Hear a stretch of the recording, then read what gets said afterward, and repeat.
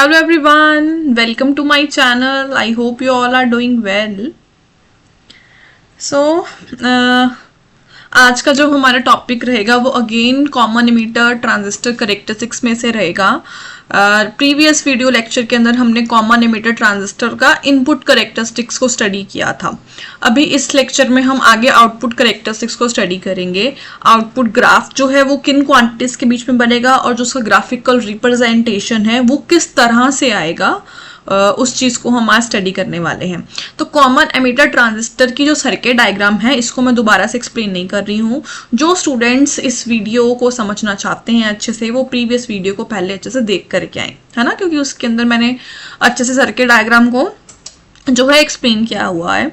तो अगर circuit diagram अच्छे से समझ आएगा तो हम जो ग्राफ है उस चीज को भी बहुत अच्छे से समझ पाएंगे। ठीक है, यहाँ पे मैं आप लोग को बता दूं कि हम यहाँ पे NPN ट्रांजिस्टर यूज कर रहे हैं। जो इमीटर है वो कॉमन है in both the sides, input and output. और हमारे पास तीन तरह के करंट्स होते हैं as we know, emitter current, base current and collector current. जब हम कॉमन बेस कॉन्फ़िगरेशन की बात कर रहे थे तो उस केस में हमारे पास जो इनपुट करंट था वो इमीटर करंट था एंड जो आउटपुट करंट था वो कलेक्टर करंट था। ठीक है, क्योंकि उसके अंदर जो बेस था वो कॉमन टर्मिनल था। बट वही अगर हम कॉमन इमीटर ट्रांजिस्टर की बात करें तो कॉमन इमीटर के अंदर हमारा जो इनपुट करंट है वो बेस करंट है और जो आउटपुट करंट है वो अगेन कलेक्टर करंट है, because here emitter is common between both input and output। ठीक है, सो या this is our circuit diagram. अब हम हमारी बात करते हैं आगे आउटपुट कैरेक्टरिस्टिक्स के बारे में। तो as I told you before that जो आउटपुट कैरेक्टरिस्टिक्स है वो किसके अंदर प्लॉट होगा? It is a graphical representation between the output ही करंट होगा एंड आउटपुट ही वोल्टेज होगा, but at a constant of the input current. ठीक है, कॉन्फ़िगरेशंस जब चेंज होती हैं तो करंट जो इंडिसेस हैं वो चेंज हो रहे हैं, है ना। जब हम बेस कॉमन ले रहे थे तो हमारा जो इनपुट करंट था वो इमीटर करंट था, है ना, और जो आउटपुट करंट था वो कलेक्टर करंट था। बट जब हम इमीटर कॉन्फ़िगरेशन की बात कर रहे हैं, कॉमन इमीटर कॉन्फ़िगरेशन की बात कर रहे हैं, तो इसके अंदर हमारा जो इनपुट करंट है वो चेंज हो गया, बेस करंट हो गया, क्योंकि ऑब्वियसली मीटर का टर्मिनल अगर कॉमन है तो इनपुट करंट कौन सा हुआ? फिर बेस करंट हो गया। तो उस हिसाब से हमारे इंडिसेस जरूर चेंज हो रहे हैं, बट जो प्लॉट हम कर रहे हैं जिन क्वांटिटीज के बीच, जैसे आउटपुट कैरेक्टरिस्टिक्स है, आउटपुट ही करंट होगा, आउटपुट ही वोल्टेज होगा, तो ये चीजें सेम है। हाँ, ऑब्वियसली इंडिसेस चेंज है, ठीक है, क्योंकि करंट की वैल्यूज चेंज हो रही हैं।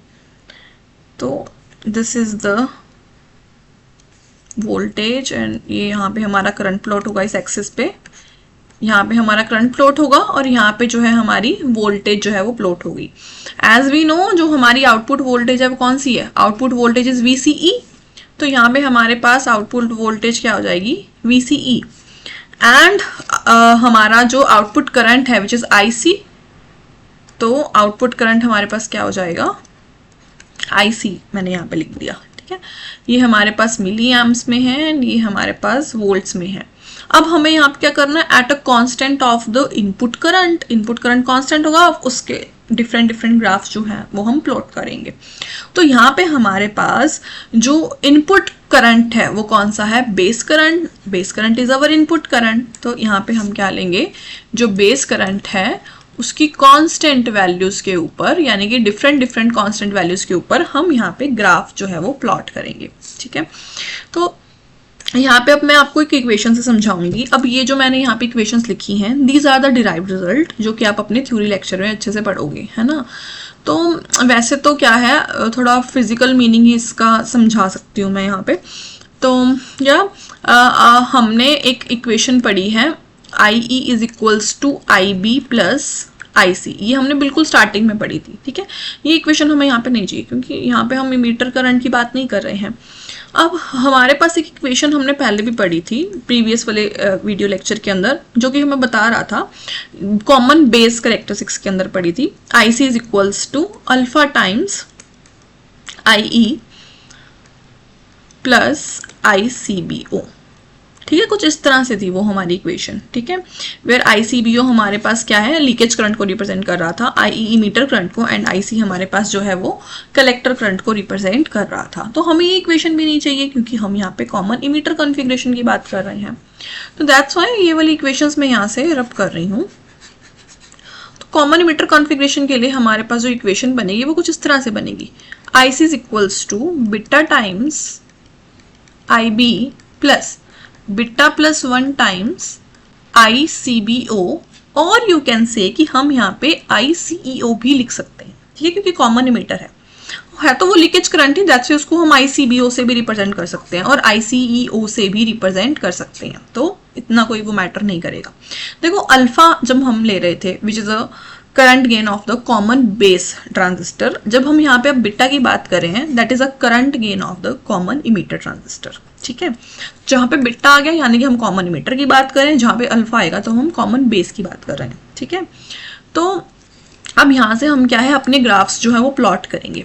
If IB is equals to 0, अगर हमारे पास जो बेस करंट है वो हो जाता है 0 माइक्रोएम्प्स, 0 माइक्रोएम्प्स, अगर मैं बेस करंट को 0 कर देती हूँ तो I will get the collector current is equals to beta plus 1 times ICEO, where ICEO is the reverse saturation current और you can say leakage current, जो कि बहुत ज़्यादा स्मॉल अमाउंट का होता है।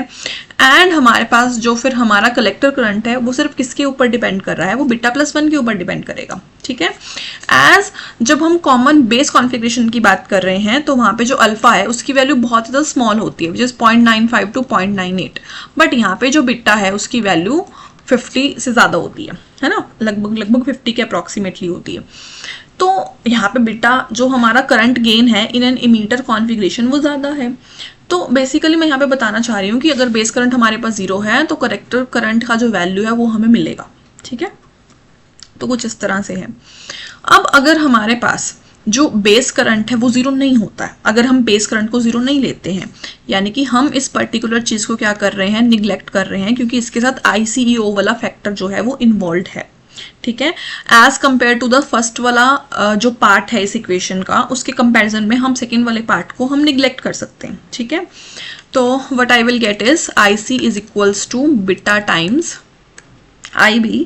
इसका क्या मतलब हुआ, दैट जो IC है it clearly depends upon the base current. IC जो है वो क्लियरली किसके ऊपर डिपेंड कर रहा है, बेस करंट के ऊपर डिपेंड कर रहा है। यहाँ से देखो मैं बीटा की वैल्यू भी निकाल सकती हूँ, which is IC by IB, where IC our output current and IB is our input current, यानी कि beta is the ratio of the output current to the input current. ठीक है, सो हाँ हम बात कर रहे थे that IC is equals to beta times IB। From this equation it is clear that collector current is depends upon the IB which is your base current. ठीक है, and from this equation it is clearly indicates that IC which is your output current it does not depend upon our output voltage, है ना। इस equation के अंदर तो output voltage कहीं है ही नहीं। हम जो ग्राफ प्लॉट कर रहे हैं between IC and VCE is your output voltage, but according to this equation our output current IC it does not depend upon the VCE which is your output voltage. ठीक है, तो अब इसके अंदर क्या सीन है, अब ठीक है एक ग्राफ तो मैं इस तरह से रिप्रेजेंट कर सकती हूँ, एक ग्राफिकल रिप्रेजेंटेशन हम यहाँ पे इजिली कर सकते हैं कि इस तरह से क्या है, स्टार्टिंग में राइज होता है करंट, फिर सैचुरेशन आ जाता है ना। यानी कि यहाँ पे IB की जो वैल्यू है वो मैंने 0 माइक्रोएम्प्स ली है। IB की वैल्यू अगर मैं 0 माइक्रोएम्प्स भी ले रही हूँ तो भी कुछ अमाउंट ऑफ जो है करंट हमें देखने को मिल रहा है। वो क्यों मिल रहा है, due to the beta plus 1 ICEO वाले फैक्टर की वजह से मिल रहा है। ठीक है, फर्स्ट ग्राफ हमें समझ आता है। अब मैं कह रही हूँ कि मेरे पास जो IB है वो डिपेंड कर रहा है IC के ऊपर, या यू कैन से कि जो IC है वो डिपेंड कर रहा है IB के ऊपर। यानी कि जैसे जैसे मैं बेस करंट की वैल्यू को बढ़ाती जाती हूँ वैसे वैसे कलेक्टर करंट की वैल्यू बढ़ती जाती है, विच is your output current. Whenever I increase the base current, there should be an increasement in the collector current because of this particular equation. तो ग्राफिकल जो रिप्रेजेंटेशन है वो हमारी कुछ फिर इस तरह से होनी चाहिए, इस तरह से कि IB is equals to let's suppose 5 microamps and again इस तरह से कि IB is equals to 10 microamps। ठीक है, तो यानी कि with the increase of the base current there is an increase in the collector current according to this equation. तो क्या VCE कोई भी इम्पैक्ट नहीं डाल रही है ऑन द कलेक्टर करंट, क्योंकि हमें पता है कि हमारे पास एक और इक्वेशन है। कौन सी इक्वेशन है वो? ये हमने प्रीवियस वाले वीडियो लेक्चर में पढ़ा था, that other equation is VCE is equals to VBC plus your VBE। ठीक है, हमारे पास ये इक्वेशन थी। हाँ, वो आप थोड़ा इंडिसेस का देख सकते हैं कौन आगे पीछे होगा, बट इक्वेशन यही थी हमारे पास। तो इस इक्वेशन से हमें क्या पता चल रहा है? Whenever we increase the VCE, VBC is also increasing. ये हमने प्रीवियस में पढ़ा था, जब हम VCE को इंक्रीज करते हैं there should be increment in the VBC। जो VBC था इट इज योर रिवर्स वाला वोल्टेज। ठीक है, अगेन मैं यहाँ से और बता देती हूँ। अगेन मैं आप लोगों को कह रही हूँ कि अगर इस वीडियो को आप अच्छे से समझना चाहते हो तो प्रीवियस वीडियो आपका देखा होना चाहिए, क्योंकि यहाँ पे मैं प्रीवियस वीडियो वाली चीज़ों को एक्सप्लेन नहीं कर पाऊंगी। ये है हमारे पास emitter, this is base and this is collector. तो ये हम ले रहे हैं NPN, इसको पॉजिटिव इसको नेगेटिव।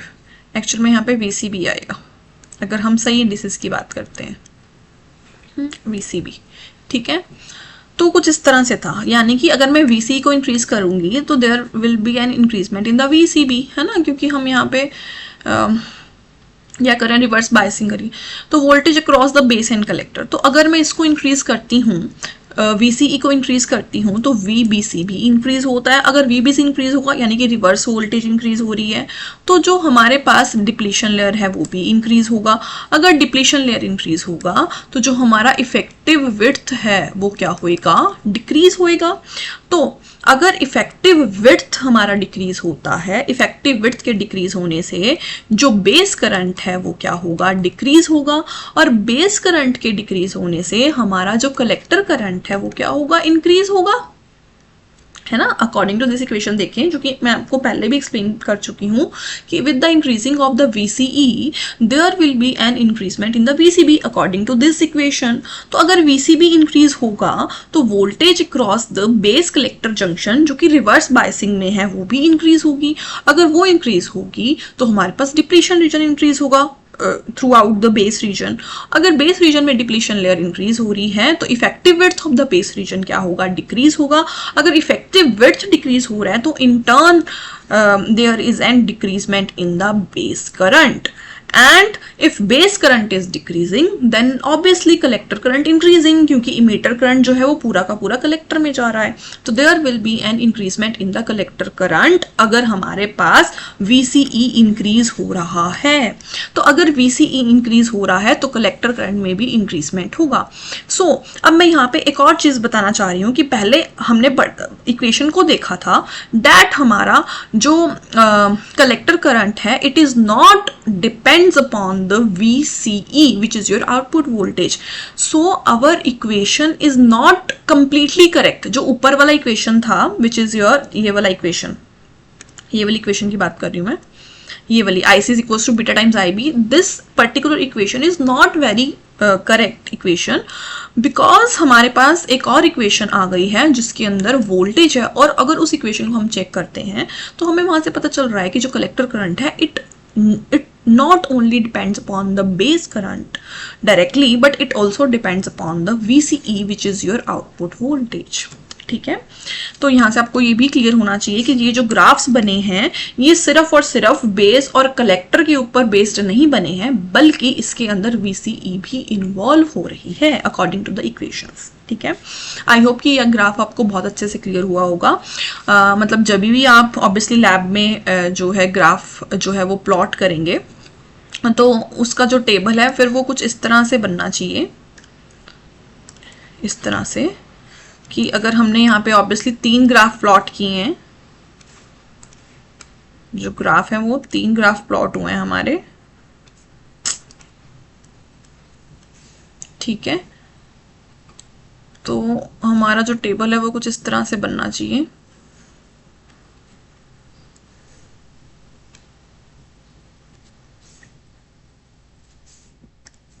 ऐसे, ठीक है, 3 जो है वो अलग अलग वैल्यूज हैं। यहाँ पे मेरे पास हमने IB को कांस्टेंट रखा है तो IB की तीनों वैल्यूज आ जाएंगी। 5 या आई बी इज इक्वल्स टू 10, तो आप कोई भी 3 वैल्यूज ले सकते हैं। तो यहाँ पे मेरे पास वोल्टेज आ जाएगा, यहाँ पे मेरे पास करंट आ जाएगा, सिमिलरली यहाँ पे वोल्टेज आ जाएगा, यहाँ पे करंट आ जाएगा, अगेन यहाँ पे वोल्टेज आ जाएगा, यहाँ पे करंट आ जाएगा। किन किन के बीच में प्लॉट किया था आउटपुट करेक्टरिस्टिक्स? VCE और IC, VCE और IC, VCE और IC, तीन मतलब इस तरह से जो है वो टेबल आप लोग एक्सपेरिमेंट के अंदर फिल करेंगे, और जो ग्राफ्स है वो कुछ इस तरह से बने हैं, ठीक है। So yeah, this is all about the output characteristics of the common emitter transistor device. तो आई होप कि ये वीडियो लेक्चर आपको बहुत अच्छे से समझ आया होगा। तो अगर कोई भी डाउट हो तो आप कमेंट सेक्शन में ज़रूर पूछ सकते हैं, और इसके अलावा अगर आपको कोई भी टॉपिक लग रहा है कि यार हमें ये टॉपिक समझना है तो मैं उस चीज़ के ऊपर भी आप लोगों को वीडियो बनाकर दे सकती हूँ। तो आप ज़रूर कमेंट में अपने जो है थॉट्स शेयर कीजिएगा, जिस भी अगर कोई डाउट है तो वो भी, अगर आपको कोई और भी वीडियो समझना है, मतलब टॉपिक समझना है, तो उस चीज़ के ऊपर भी ज़रूर बताइएगा। Yeah, thank you so much.